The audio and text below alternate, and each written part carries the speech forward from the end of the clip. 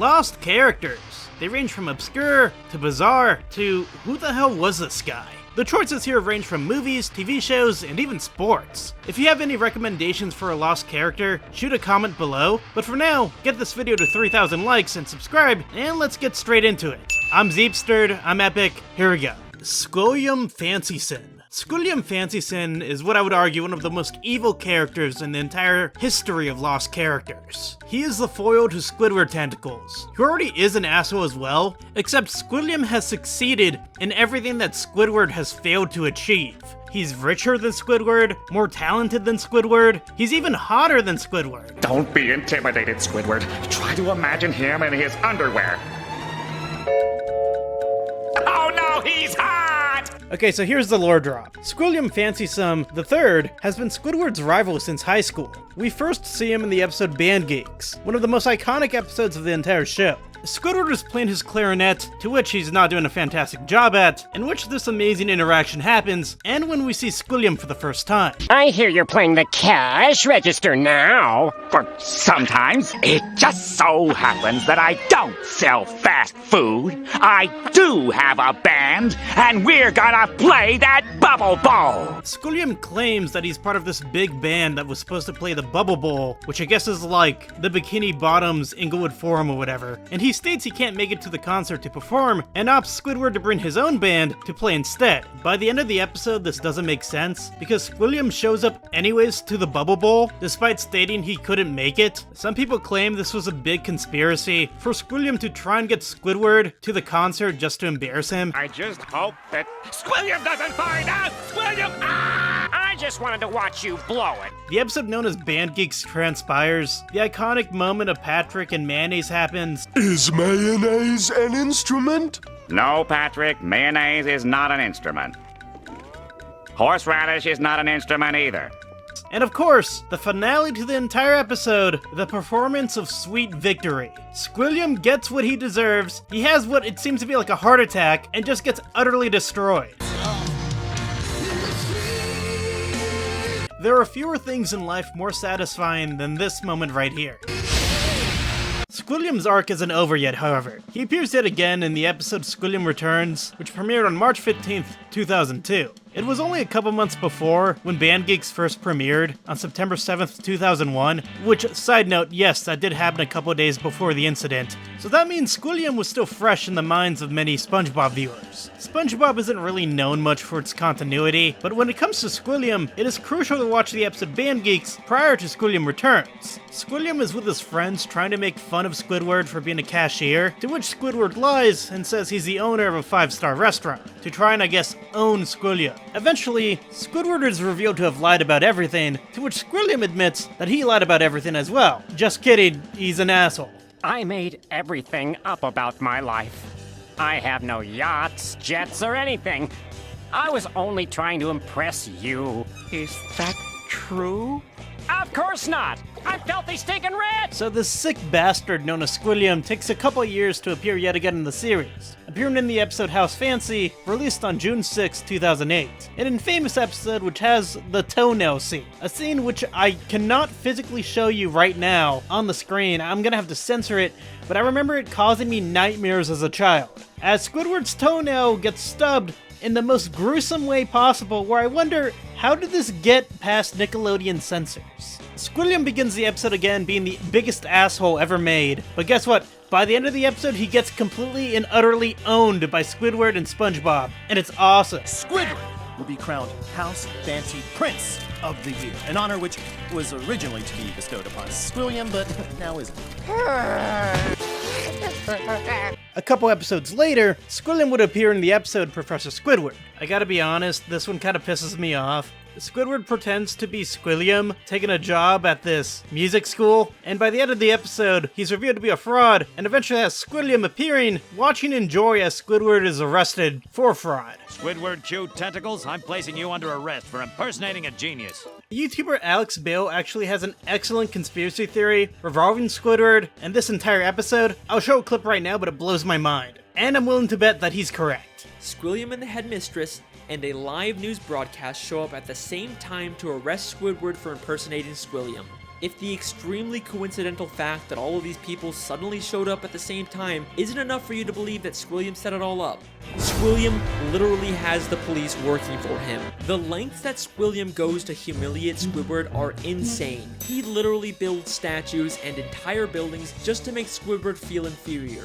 Squilliam would appear 3 more times in the show, but in minor roles, bragging about how he kept the Bikini Bottom clean, in which a statue was erected in his honor. However, he just slowly disappeared. As the show went on, Squilliam was forgotten about. In fact, he has not appeared physically in the main series for 14 years. He just quietly was removed from the show for being Squidward's foil. Maybe the audience hated him too much? Because Squilliam was pretty insufferable, but I also think that's what made him truly great. He was just an asshole who was never redeemed no matter what. His entire goal as a character, and I guess as an individual, is to try and make Squidward feel worse about himself. Now the true question I will ask to all of you is this: does Squilliam deserve to return? Yes, I think so. He's a funny character. It's funny to see him and Squidward go after each other, and who in the world doesn't love a great antagonist as well? Now there is a conspiracy that suggests that Squilliam is gay. Well, I don't know much about that, but I know Alex Bale does. Season 6, Episode 5, Slide Whistle Stooges.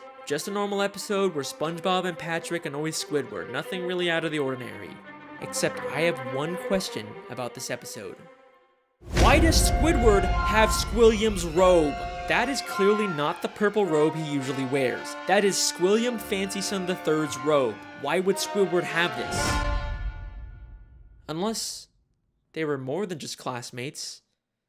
Could they have once been dating? No way. That's not possible. There's no evidence to support that. Right? Don't be intimidated, Squidward.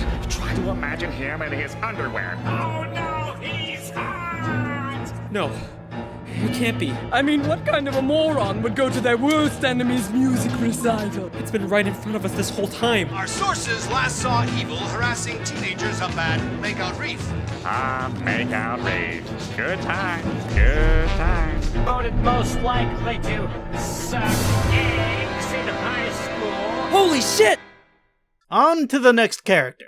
But first, the sponsor to this video, NordVPN. When it comes to protecting yourself and your data online, you have to watch out for those who are after your IP address. That's when NordVPN comes in. When I research for this series, sometimes it takes me to websites that are a little more sketchier than others. So it really helps when NordVPN comes in whenever I need to change my IP address. You can sign up for the 2-year plan plus 4 months free extra when you sign up using my link right here in the description below. That is nordvpn.com/Zeepster. Skip the man in the middle who's trying to steal your data by using NordVPN's dark web monitor. Many data leaks go unreported, which means hackers could have their hands on your credentials right now. That's why NordVPN's dark web monitor continuously scans discovered hacker, hangouts, and immediately alerts you if your details are up for sale. Not only that, but NordVPN is the fastest VPN service around. When I'm traveling, I'm able to connect to NordVPN, and I'm able to continue to watch my favorite streaming services, all thanks to this app. Get the NordVPN 2-year plan plus 4 months free extra when you use nordvpn.com/Zeepster. It's risk-free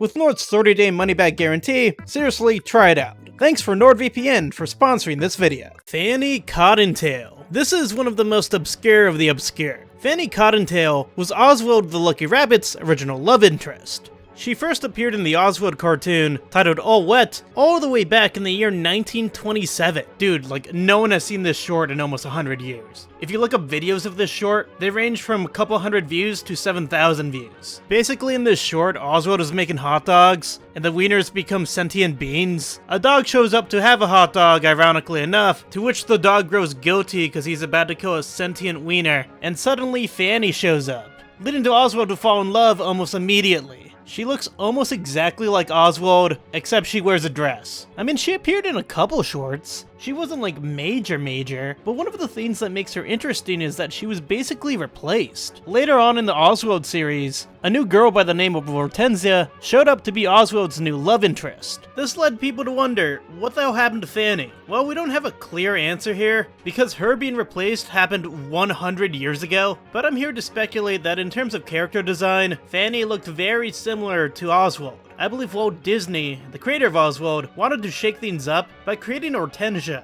who has elements of Fanny, but here's the crazy thing. So for those who remember my previous lost character video about Oswald, the reason why Oswald had to disappear as a cartoon character was because Walt Disney had a falling out with the producer Charles Mintz, basically culminating to Walt Disney no longer being able to legally use the character Oswald, and leading to Walt Disney creating his own company and then inventing Mickey Mouse. From Mickey Mouse, we eventually get the invention of Minnie Mouse, who is a culmination of both Fanny Cottontail and Hortensia. Look how Fanny is presented and how Hortensia is presented. If Mickey Mouse was supposed to be the spiritual successor to Oswald, then Minnie Mouse is the spiritual successor to both Fanny and Hortensia. I mean, just look at the designs between Hortensia and Minnie Mouse, with the iconic blouse. Until the release of Epic Mickey in 2010, Hortensia was largely forgotten. But if you want to get a little more tragic, Fanny was supposed to originally appear in the video game Epic Mickey instead, but once again, she was replaced by Hortensia. She's basically had 100 years of being forgotten about. It's kind of sad because they seemed pretty ambitious about it, trying hard to differentiate her from Oswald. If you look at the concept art here, she's displayed as various whimsical figures, alongside a piece of art here where Fanny is hugging Oswald and a heart is between them. But this never came true.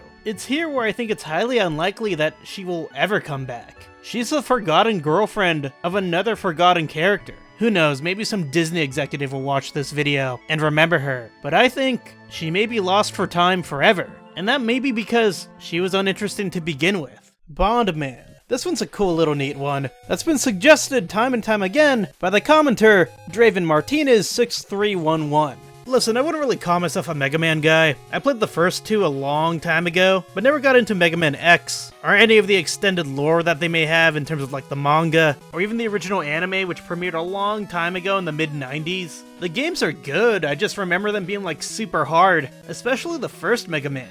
I remember playing this on the Nintendo Wii Virtual Console and molding and screaming because I couldn't defeat Dr. Wily. Keep in mind I was like 8 years old. In fact, I don't think I've ever beaten the game. In order to get to Dr. Wily, you must defeat 6 Robot Master bosses. But did you know that there was originally going to be 8 Robot Master bosses? One of those cut bosses was Bondman, created by Keiji Inafune. Bondman had the ability to freeze enemies, but because of the limitations of the NES, he had to be removed entirely. Why did they pick Bondman to remove instead any of the other robots? Well, it might be because of another robot by the name of Bombman. So when you pause the game in Mega Man, you're given options to choose between special weapons, which are referred by an acronym having to do with each respective robot master's names. Bondman and Bombman both start with the letter B, so it would be kind of confusing if you had to choose between 2 different Bs. Not only that, but Bondman's abilities weren't exactly crazy. Bondman could freeze you. I mean, another robot that could do that was Iceman. So those freezing abilities were just simply passed to Iceman. Bondman wasn't alone, however, when it came to being outed from the first game. Oilman and Bubbleman were also cut out as well. But guess what? They would appear in future Mega Man installments, while Bondman was left removed without any appearance in the series ever. At least as a real robot master in the games, that is. Because he does appear somewhere, in the Archie comics. For the opening of the 51st Sonic Universe comic book, Dr. Light is seen building Bondman, stating that this is a design I've been putting off building since the original line. Bondman will, and then he's cut off when Roll shows up to say that Proto Man is fighting some strange robots right now.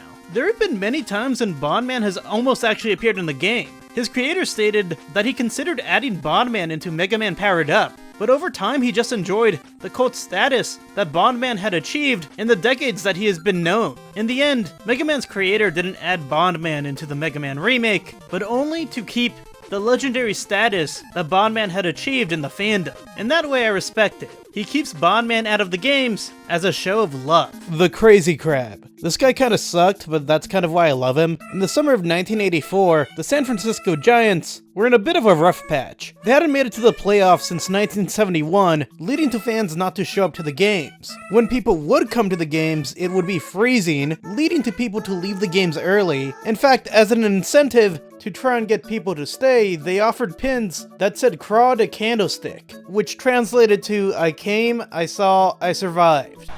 I can't feel my legs. Hey, easy, kid, easy. Cold beer? To those valiant few who endure an extra-inning night game, this year, once again, the Giants present the Quad Candlestick.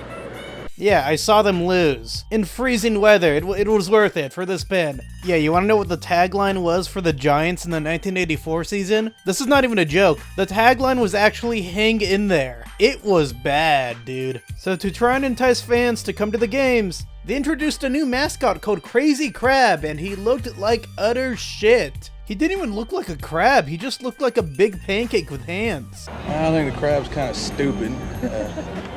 I could do without him. He's worthless. I mean, he just comes out here, runs around, goes away. We don't need a mascot, we need some more pitching. Why a crab? Oh, why not? San Francisco, a crab seems to fit. It kind of fit in with our theme of telling people that Giants fans are different. In fact, the guy who was in the crab costume, his name was Doba. He was a physical comedian who would appear in movies, and all of a sudden he was hired to play the crab. He walked outside to the stadium and it was over. Quote, "They brought me out to the field one day and there was about 10,000 people there. I'd never been out on a baseball field, so it was like, whoa. And immediately the fans hated me, and they immediately were throwing stuff at me." So the issue was that this kept happening because people hated him so much that the Giants had to give Doba a helmet and more structural support inside the costume to help keep it crab-shaped and, protect Doba from dying. It's no wonder that the costume ended up being dissolved. However, there is one bright side here. Today you can find Crazy Crab as a mascot for Crazy Crabs right by the San Francisco Giants Stadium. I guess he ended up having a use after all, to market crab. Like, comment, and subscribe. I'm gonna upload more frequently, guys, so stay tuned. See you soon.